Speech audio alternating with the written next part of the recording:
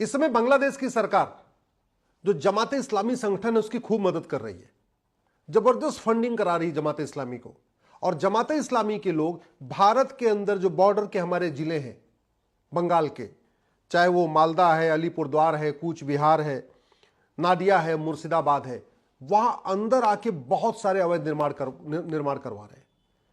स्वाभाविक सी बात है, जमात इस्लामी के लोग केवल बांग्लादेश में नहीं है, जमात इस्लामी के लोग हमारे भारत में भी हैं, खासतौर पे बंगाल में तो हैं। बंगाल के बॉर्डर जिले पे उनके लोग हैं वहां पे। वो क्या कर रहे हैं कि भारत में जो बांग्लादेश के बॉर्डर के जिले हैं वहां पे मदरसे खूब बना रहे, मस्जिदें खूब बना रहे, मज़ारे खूब बना रहे, दरगाहें खूब बना रहे, और बना बना के वहां पे ट्राइबल्स को कन्वर्ट कर रहे हैं। झोला छाप डॉक्टर उनके आके जगह जगह जो ट्राइबल एरिया है वहां जाके आदिवासियों की मदद करते हैं, उनको दवाई देते हैं, दवाई देकर उनको बहलाते फुसलाते हैं और उसके बाद उनको कन्वर्ट कर रहे हैं।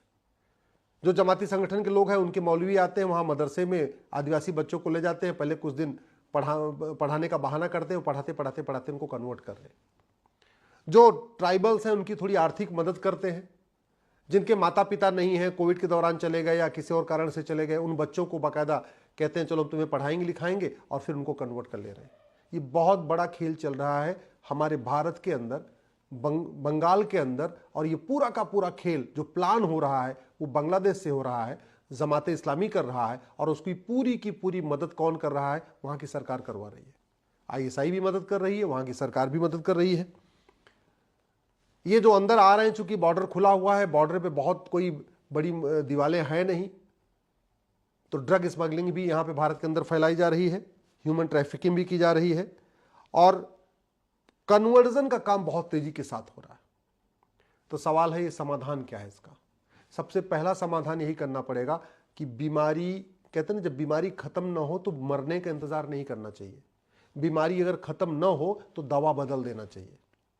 जैसे डॉक्टर बदलने से बीमारी ठीक नहीं होती है, इसलिए जरूरी है कि दवाई बदली जाए। ट्राई करते हैं दूसरी दवाई। सबसे पहला काम करना पड़ेगा, जब कांग्रेस ने बांग्लादेश की सरकार के साथ नॉन लीथल ट्रीटी कर लिया था 2012 में, उस ट्रीटी को खत्म किया जाए।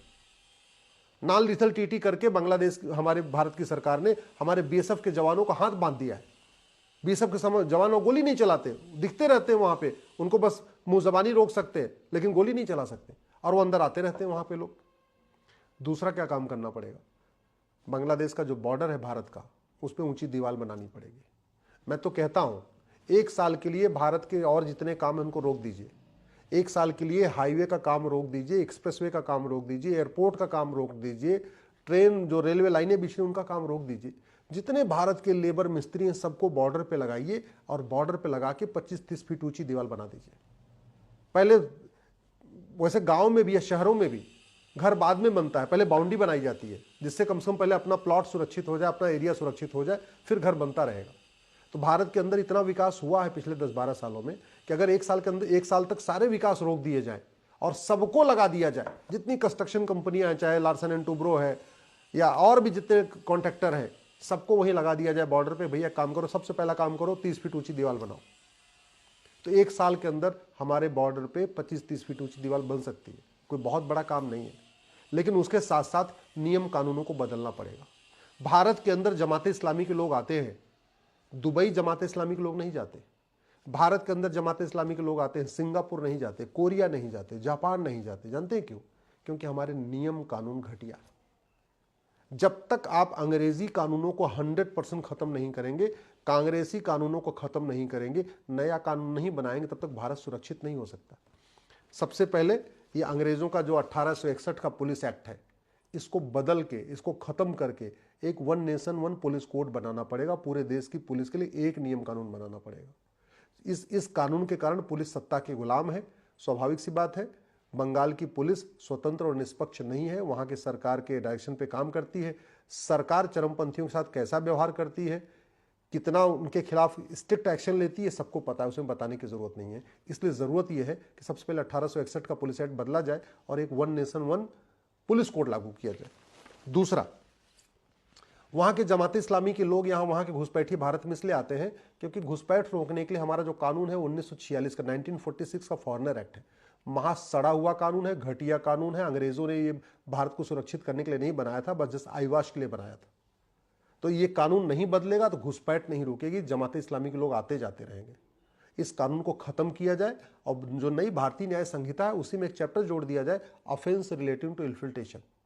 और घुसपैठियों और उनके मददगारों की 100% संपत्ति जब्त करने, नागरिकता खत्म करने, आजीवन कारावास, फांसी देने के लिए कानून बनाया जाए। तब भारत सुरक्षित होगा, तब हमारा बंगाल बचेगा। नहीं तो बंगाल के ऊपर बहुत बड़ी विपदा आने वाली है।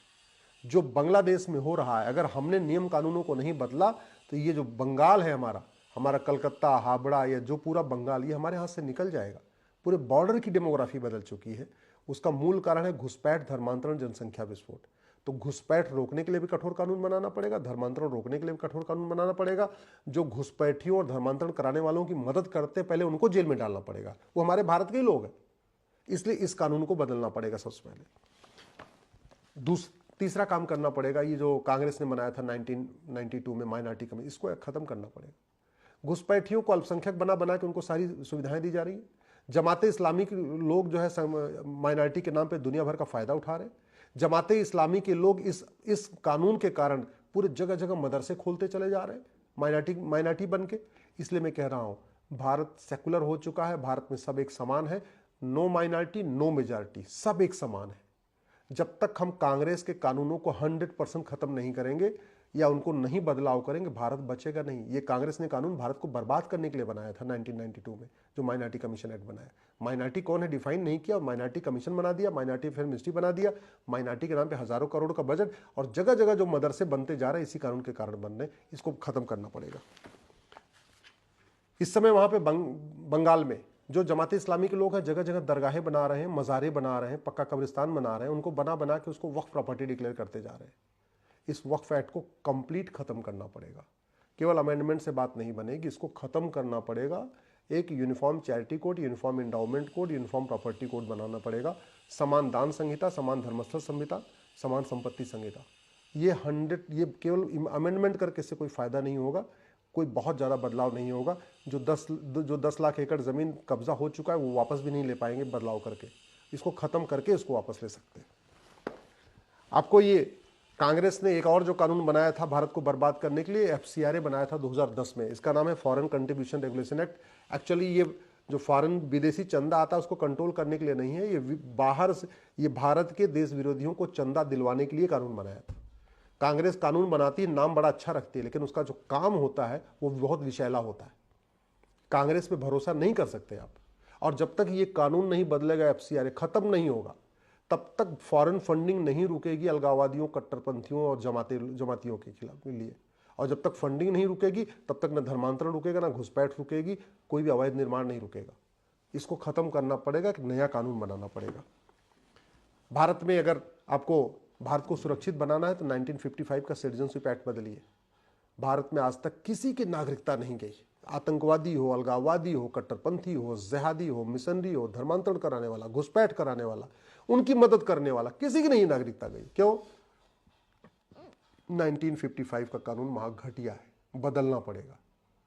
मरने का इंतजार नहीं करना चाहिए, दवाई बदल देना चाहिए। मैं कई बार कह रहा हूं, अगर दवाई काम न कर रही हो तो मरने का इंतजार नहीं करना चाहिए, दवाई बदलना चाहिए। ये अनलॉफुल एक्टिविटीज एक्ट, ये कांग्रेस ने बना तो दिया था 1967 में, इंटरनेशनल प्रेशर में, क्योंकि पूरी दुनिया में सबको बनाना पड़ रहा था, जो लोग UN के मेंबर थे, चाहे परमानेंट मेंबर थे या टेम्परेरी मेंबर थे। हमने बना दिया। लेकिन ऐसा है, आज तक किसी की ना 100% संपत्ति जब्त हुई। जो लोग देश की एकता अखंडता के लिए काम करते हैं ना, उनकी आज तक किसी की 100% संपत्ति जब्त नहीं, न किसी की नागरिकता खत्म हुई, ना किसी को आजीवन कारावास फांसी हुआ। इसलिए इस कानून को बदल के थोड़ा कठोर बनाना पड़ेगा। भारत को सुरक्षित बनाना है तो ये पासपोर्ट एक्ट 1967 का बदलना पड़ेगा। इतने फर्जीवाड़े हो रहे, इतने बांग्लादेशी फर्जी डॉक्यूमेंट बना रहे हैं, फर्जी पासपोर्ट बनवा के आ रहे हैं। किसी को सजा हुई या किसी फर्जी पासपोर्ट बनाने वाले को सजा हुई?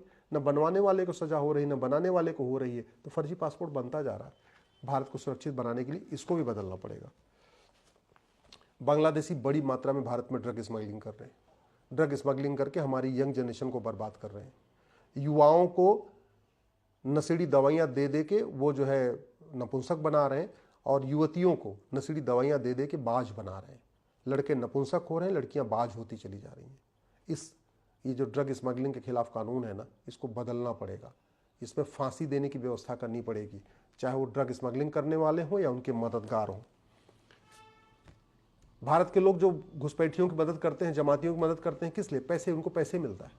पैसे से क्या करते हैं? बेनामी प्रॉपर्टी खरीदते हैं, मौसी के नाम पे, चाचा के नाम पे, साले के नाम पे, बहनोई के नाम पे, नौकर के नाम पे, ड्राइवर के नाम पे करना। समाधान क्या है?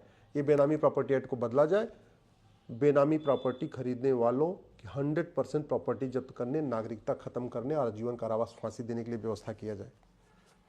फंडिंग कैसे होती है? या तो एफसीआरए के जरिए होती है, या तो मनी लॉन्ड्रिंग, या तो हवाला के जरिए होती है। समाधान क्या है? इस हवाला वाला जो कानून है, ये बना था 2002 में, इसको बदला जाए, इसको में कठोर दंड किया जाए। मरने का इंतजार नहीं करना है, दवाई बदलना है। अगर नहीं तो, अगर दवाई नहीं बदलेंगे तो खत्म हो जाएंगे। ये ब्लैक मनी एक्ट, भारत के अंदर जो ब्लैक मनी जनरेट हो रही है, उससे भी भारत विरोधी काम हो रहा है। सनातन को मिटाने के लिए वो उसकी फंडिंग होती है काले धन से। समाधान क्या है? कानून बदलना पड़ेगा। कानून बदलना ही समाधान है।